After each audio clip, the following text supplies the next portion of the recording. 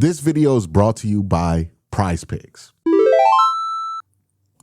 So when it comes to Deshaun Watson, right, we've talked about the who and how people feel about who the starter is. We've talked about the why of why it is that the Browns would even want to entertain such a decision, even though it's so unpopular.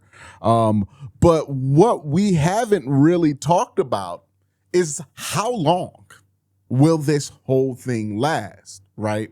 If you are a Browns fan who's been watching this team, you would be right to seriously doubt that the Watson as the starter thing is going to last a full 17-game season. One, because if Deshaun Watson plays a full 17-game season this year, that would not only double the amount of games that he's played in Cleveland as a starting quarterback since he's been traded here in 2022, but also because his play does not indicate somebody who's going to be able to hold on to the job through intense turmoil, or if the team loses a couple of games. His play indicates somebody who probably will get benched at some point. So that's what I want to talk about. What is the leash going to be for Deshaun Watson? Because I do think there are two different leashes that exist for him. There's what the fans feel and how much patience the fans will have for Deshaun Watson and how that can impact things as far as becoming a distraction for how the fans are reacting in the games to Deshaun Watson. And then there's how the coaching staff feel. And those are going to be two completely different things that I'm wondering how they affect each other during the course of the year, because it seems like these two very different paths and very different ideas are on a collision course for this year. So that's what we're going to talk about. But before I get to that, I got to thank my sponsor, PrizePicks. PrizePicks is America's #1 sports app. The app is really easy to use for player picks. Just pick more or less for a few player stats and lock in your lineup. That's it. Rather just pick teams. Well, PrizePicks has that now too. Just pick the winner, spread, or total in any game or fight. PrizePicks is available in most states, including California, Texas, and Florida. Plus, you can even follow me on the app at Quinn_C and tell my picks with one click and follow your friends too. Speaking of my picks, here they are. Myles Garrett over 15.75 sacks. 16's been his baseline the last few years. I'd be very surprised if he goes to LA and that number drops, given that he's going to see more passing attempts, given that LA's offense is better than what the Browns have been.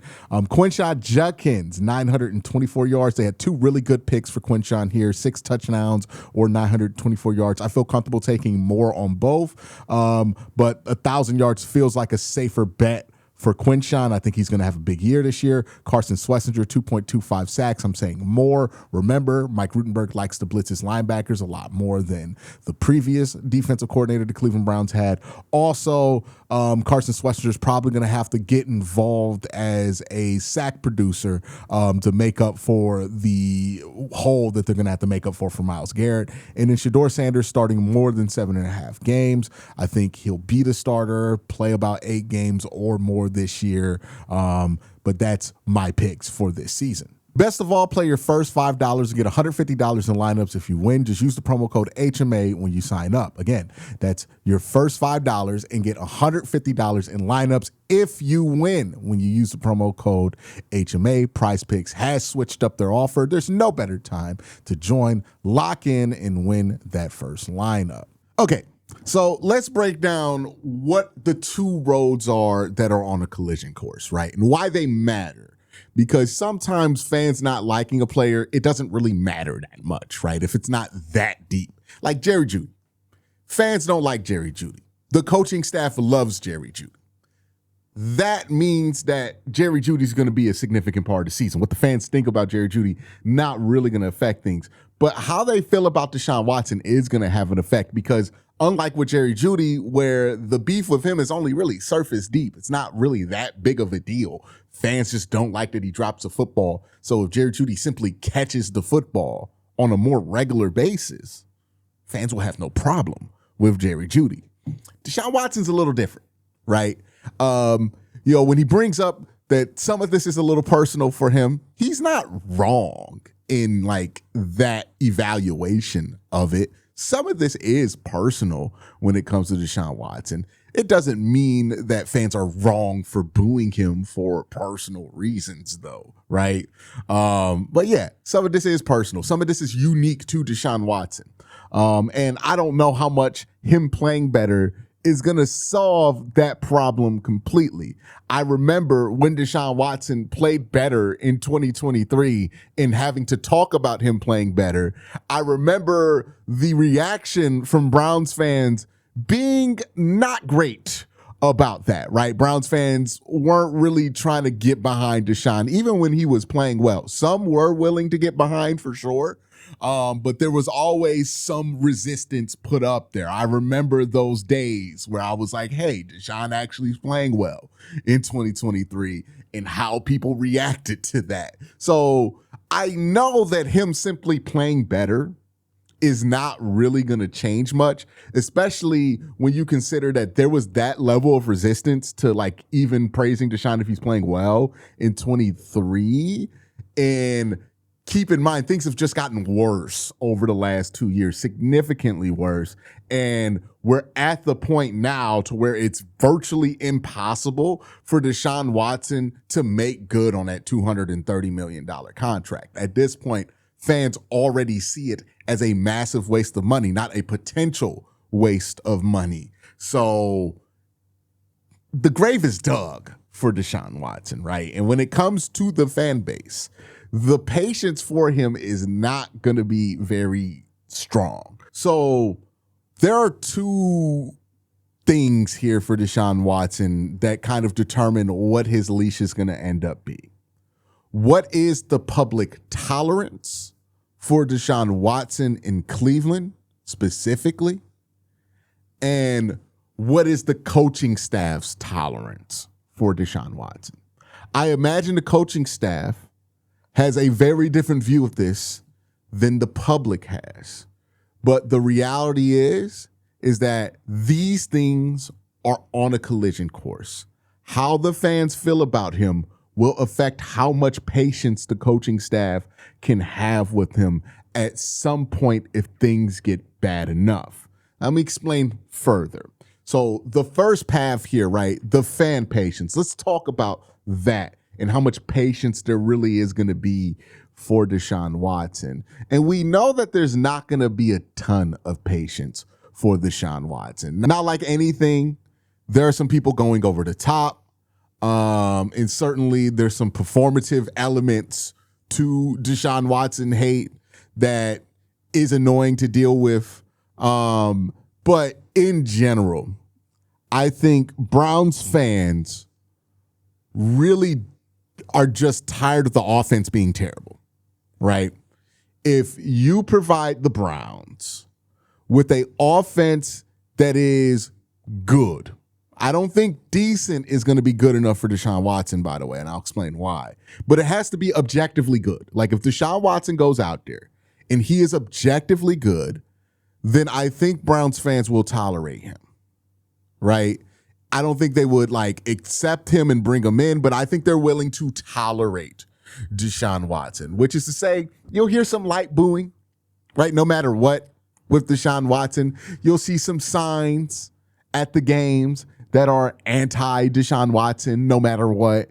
You will definitely have somebody do something crazy in the Muni lot. Some kind of paper mache display of Deshaun. You're going to get that kind of stuff no matter what, right? Like people are going to be opportunistic and take advantage at the moment and, you know, sometimes a bit performative to express how they feel about this because it's like an opportunity to go over the top and people feel like there's no consequence there, right? So you're going to get that stuff no matter what, but that's not the stuff that can converge with the coaching staff's patience for him and make it to where they have to do something, right? Where that path starts to be affected is if the Browns are mediocre or, God forbid, worse. Then this will become a untenable situation. Then it won't just be the people who already never liked Deshaun Watson booing Deshaun Watson. Then it will be the diehard fans booing the life out of Deshaun Watson. It will be the casual fans booing Deshaun Watson. It will be a lot more energy behind it because people will be saying, hey, the product on the field is bad enough to justify a heavy reaction like this, which is then how you get to the point to where the booing becomes something that the players have to talk about, that the coaching staff has to talk about, that Deshaun Watson has to address on nearly a weekly basis, and it becomes untenable. It becomes an untenable distraction for the Cleveland Browns, and they have to change course. But that's just where the fans are. And we know the fans aren't going to have much patience, right? If the offense is not objectively good, Browns fans do not want to see Deshaun Watson. I think that's a pretty clear line. They're not trying to go out there and watch this offense be mediocre with Deshaun Watson. They're not trying to go out there and watch this offense be bad with Deshaun Watson. I think most Browns fans assume that you can be mediocre or bad with other quarterbacks other than Deshaun Watson, right? The only thing that can get the fans to a place to where they are going to be tolerant of Deshaun to the point to where this doesn't become a huge distraction is if he's objectively good. The odds of that, hey, you can calculate those odds yourself. I don't think the odds of that are high, right? That's my opinion based on how Deshaun Watson has played in the preseason, in his last regular season performances. I'm not a big believer in it. If you want to be a big believer in it, I'm not going to stop you. Do what you got to do to get through the season. But I'm just telling you, I don't really think that that's a very likely scenario. Now let's talk about the other road here, which is how much tolerance is Todd Monken going to have? And I think in order to talk about this, we really do need to understand that Todd Monken, his experience is not our experience. And that matters for a lot of different reasons. Browns fans, people like me and you, who have been covering or watching this team for the last 4 years, we have had all of our patience spent on Deshaun Watson, right? We've been through it. We gave it a chance after 22. He was rusty. He came back in 23, played okay, got hurt, was terrible in 24. He has expended the patience of people who have been here for a while. But Todd Monken has not been here for a while. Todd Monken does not have the same baggage with Deshaun Watson that we have. I imagine if you ask most Browns fans on the street, how long do you give Deshaun Watson? Most Browns fans or people familiar with the Cleveland Browns and what their fans have been through over the last few years would tell you week 4 feels like an appropriate jumping off point for Deshaun Watson. You give him 4 weeks, you give him 2 home games. You don't want to bench him after the first home game because you're playing a short week on the road on Thursday night. So you give him the first 4 games, the first 2 games on the road against Tampa Bay and Jacksonville, and then you give him 2 games at home and you make your decision. It's a similar leash that Joe Flacco had last year, right? Where Joe Flacco only got 4 games with this team, got his return game versus Baltimore, did poorly in that game, and then sooner than later, Dillon Gabriel was inserted as the starting quarterback. I think that's what most Browns fans would say, and I would agree with that take. That's where I would have my natural leash for Deshaun Watson. If it's not awesome by week 4, I would move on. But I bet if I said that to Todd Monken, he would look at me crazy. Like, that makes sense to me. That makes sense to you. But that will not make sense to Todd Monken. I promise you, Todd's not looking at this like, oh, I'm just going to give him 4 weeks. Because if he felt that way about Deshaun, he wouldn't have named him the starter, right? If you're only going to give him 4 weeks, you might as well put somebody else in. I know there have been some reports that have said, oh, the Browns are going to give this 1 or 2 weeks. But I think that's a lot of people's assumptions leaking into those reports. If you listen to Todd Monken, he's made it clear he's a believer in Deshaun Watson, and he's going to rock with this as long as he feels like he needs to rock with it. So the leash for Deshaun Watson from Todd Monken's perspective is going to be drastically different from what Browns fans think, right? I think Todd's probably thinking, I could take it up to the bye week and then make a decision then. I think Todd's thinking he wants to get through 17 games. Now, we know that's not going to happen, more than likely. But I think Todd, realistically, if you ask him, he's like, yeah, I think week 11, week 12 would be a proper jumping off point for Deshaun Watson. Now, just like if I said week 4 should be the jumping off point for Deshaun Watson, Todd would look at me crazy. If Todd came out publicly and said that, we would look at Todd like he's insane. Are you 12 games? You want to get this 12 games with Deshaun Watson? If he makes it 12 games? And that's why I think ultimately these two things are going to converge, right? If Deshaun Watson's play gets past a certain point to where Browns fans are going to get rowdy to a place to where it's hard to ignore, then Todd Monken's going to have to make that adjustment, right? The best place to make that adjustment would be week 4. So I think naturally these roads will converge if Deshaun Watson plays as expected, if the Browns offense is not performing at a high level, they will converge these past about week 4 and then go to the backup quarterback after that. That makes the most sense, right? But Todd's kind of the wild card here, right? Now, I will say this about Todd Monken. He is significantly more responsive to things like fan pressure than Kevin Stefanski is. Now, that's not an inherently good thing or an inherently bad thing. There are times where it was good that Kevin Stefanski did not fold to fan pressure. There were times where it was awful that Kevin Stefanski did not respond to fan pressure, right? Like, it goes both ways. But it seems like Todd can be more moved by fans being upset than Kevin. Kevin was a big eat your medicine guy. Like, I don't care what you think.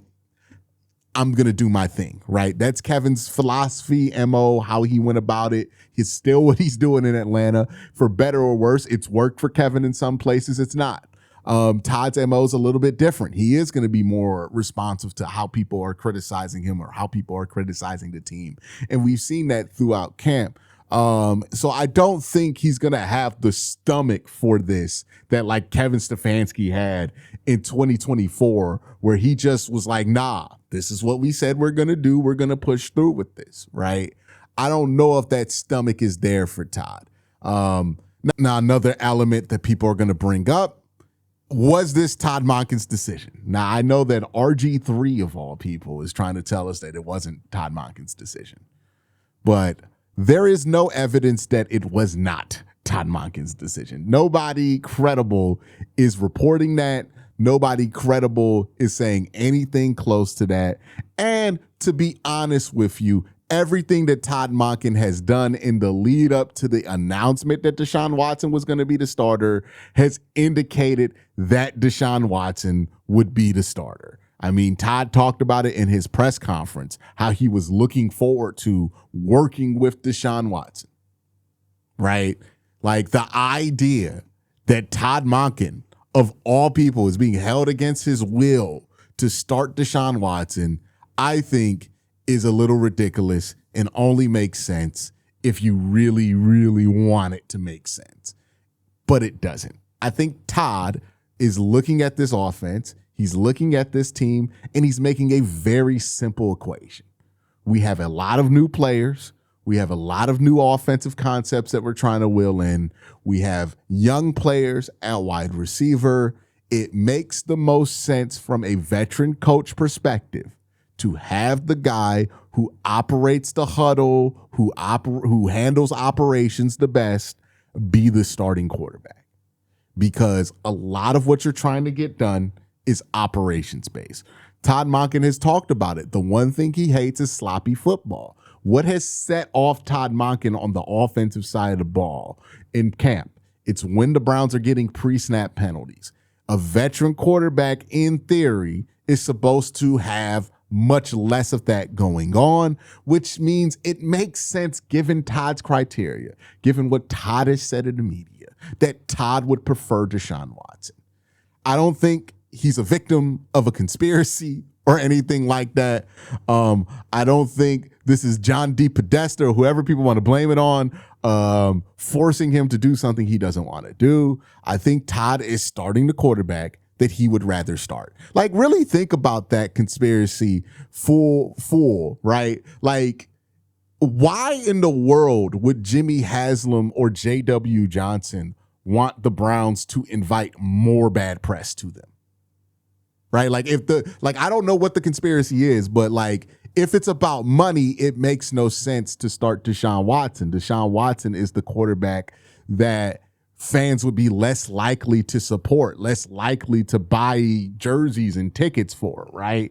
So that doesn't make sense. If they wanted more money, they probably would have said, hey, start Shador because he's less of a public relations problem. He's more marketable. You can sell Shador jerseys and they will actually be bought. You can sell Shador stuff on your website. Like, it would make more financial sense for the Browns to start Shador. So like, what is the benefit for Jimmy Haslam or J.W. Johnson to start Deshaun when they plan on cutting him at the end of the year anyways, when they've already admitted that trading for him was a swing and a miss? Like, I don't think that those theories make much sense, on top of the fact that it doesn't make sense when you look at it from what Todd has said publicly, right? So no, I don't think Todd is going to make his decision based on what ownership thinks. I think Todd is going to make his decision based on what is tenable on the field and what makes the most sense to him. And the real question is, what's developing in the background of this quarterback room to make Deshaun Watson a less appealing option for this team? If the development in the room is not going well and the procedure stuff is still sloppy, then Todd's going to be hesitant to bench him because he doesn't want to deal with that at the quarterback position while trying to basically install a new offense. I think it makes sense from Todd's perspective to stick with this as long as possible. But again, it's not completely up to Todd because the fans are going to have an impact on this decision, which is to say, if the environment at home becomes untenable, which is likely if Deshaun Watson does not play well, then you have to make a change. So that's kind of how I see it. I think Todd would like the leash to be 11 weeks long. I think the fans, some of them 2 weeks maximum. I think most of them 4 weeks. Week 4 feels like the appropriate point. I think ultimately at some point these paths will converge and have an impact on each other, and we will probably see the backup quarterback be inserted as the starting quarterback for this team week 4 after the Thursday night Pittsburgh game, if Deshaun Watson is not playing above average, right? If Deshaun is mediocre or bad, if the offense is mediocre or bad, you're probably going to see a different quarterback by week 5.